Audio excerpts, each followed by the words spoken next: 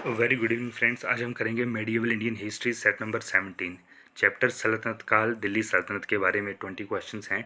Most important set रहने वाला है। वीडियो अच्छी लगे तो लाइक कीजिए, चैनल को सब्सक्राइब पक्का कीजिए। यहाँ पर 360 डिग्री स्टैटिक जीके आपको मिलने वाली है, प्लस बेसिक साइंस जो आपके एग्जाम्स में क्वेश्चन अपेयर हो जाते हैं साइंस से। ठीक है, सभी क्वेश्चन किसी न किसी एग्जाम में अपेयर हुए हैं। ठीक है, स्टार्ट करते हैं आज का फर्स्ट क्वेश्चन।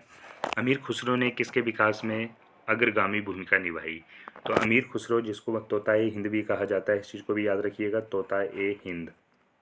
ठीक है, इन्होंने खड़ी बोली के लिए काफ़ी काम किया, तो खड़ी बोली यहाँ राइट आंसर हो जाएगा। आगे मूव करेंगे सेकंड क्वेश्चन। तैमूर लंग ने किसके शासनकाल में भारत पर आक्रमण किया? तो बात करेंगे हम, अगर हम तैमूर लंग की, तो इसने नसीरुद्दीन महमूद तुगलक के समय में भारत पर आक्रमण किया, तो right answer option number D हो जाएगा। आगे मूव करेंगे हम थर्ड क्वेश्चन। सल्तनत काल की दो प्रमुख मुद्राओं का पता निम्नलिखित कूट से करें।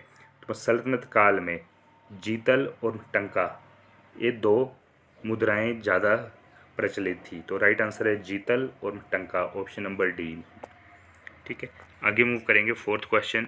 फोर्थ क्वेश्चन है, भारत में पोलो खेल का प्रचलन किसने किया? Very important question. ठीक है, तो भारत में जो पोलो गेम है वो जो टर्कीज हैं, तुर्कों ने स्टार्ट की थी, तो राइट आंसर यहाँ पर हो जाएगा ऑप्शन नंबर सी बी। आगे मूव करेंगे फिफ्थ क्वेश्चन। किसने एक तरफ संस्कृत मुद्रा लेख के साथ चांदी के सिक्के में निर्गत किए?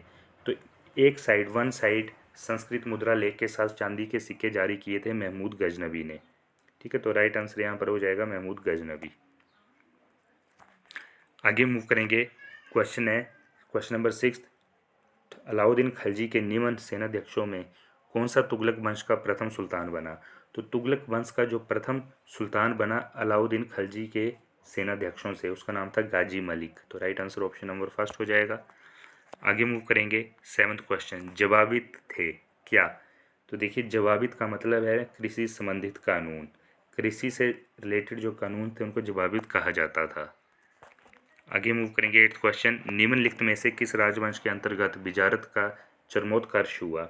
तो बिजारत जो है, इसका चरमोत्कर्ष हाईएस्ट पॉइंट पर पहुंची तुगलक वंश के समय में, तो right answer option number C हो जाएगा।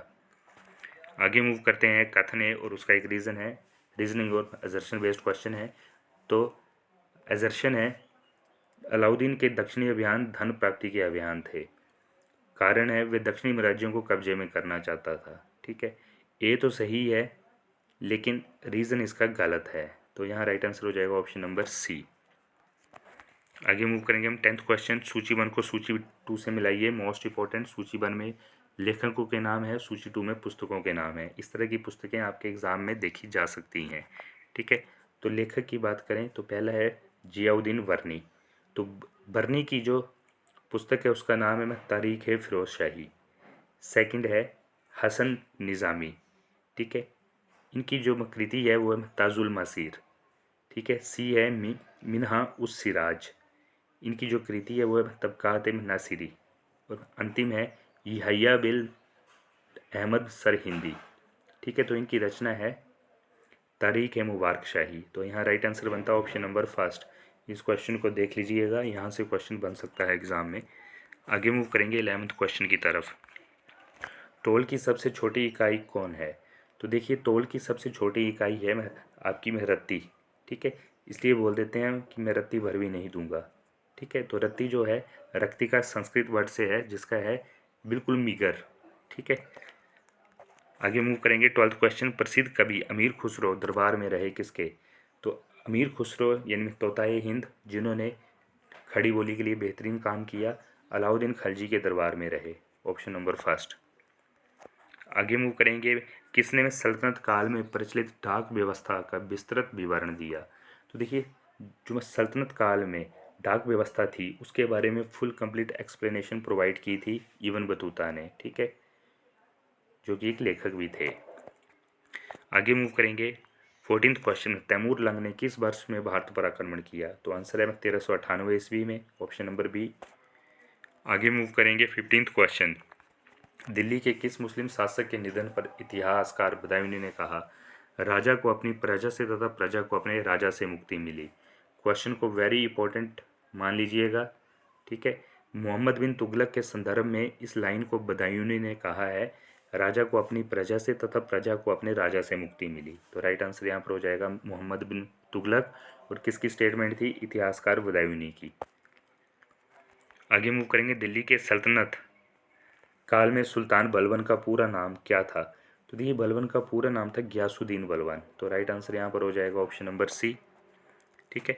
17th क्वेश्चन, कौन सा सुल्तान नया धर्म चलाना चाहता था किंतु उलेमाओं ने विरोध किया? ठीक है, तो अलाउद्दीन खलजी एक नया धर्म बनाना चाहता था और चलाना चाहता था, लेकिन उलेमाओं ने इसका विरोध किया था। तो right answer option number B. 18th question में चलते हैं। दिल्ली के कौन सा ऐतिहासिक स्मारक भारतीय तथा फारसी वास्तुकला शैली का उदाहरण है? तो भारतीय प्लस फारसी वास्तुकला का जो उदाहरण है वो है हुमायूं का मकबरा, ऑप्शन नंबर सी। आगे मूव करेंगे। 19th क्वेश्चन, दिल्ली का सुल्तान जो दान दक्षिणा के बारे में काफ़ी ध्यान रखता था और इसके लिए एक विभाग दीवान खैरात यानी दान विभाग स्थापित किया, उसका नाम था फिरोज तुगलक। तो right answer option number B. चलते हैं लास्ट क्वेश्चन की तरफ। निम्न में किस संगीत वाद्य को हिंदू मुस्लिम गान वाद्यों का सबसे श्रेष्ठ मिश्रण माना गया है? Very important question. ठीक है, इस क्वेश्चन को समझ लीजिएगा, याद कर लीजिएगा। देखिए हिंदू और मुस्लिम गान वाद्यों का सर्वश्रेष्ठ मिश्रण जो है हिंदू प्लस मुस्लिम, वो है सितार। ठीक है, तो फ्रेंड्स ये थे टॉप 20 मोस्ट इंपॉर्टेंट क्वेश्चन, किसी न किसी एग्जाम में अपेयर हो चुके हैं। मोस्ट प्रोबेबली दिल्ली सल्तनत से क्वेश्चन पूछा जाए तो यहाँ से पूछा जा सकता है। वीडियो पूरी देखिए, वीडियो अच्छी लगे तो लाइक कीजिए, कमेंट कीजिए, कोई डाउट हो तो, और चैनल को सब्सक्राइब आप कर लीजिए। Okay, thank you.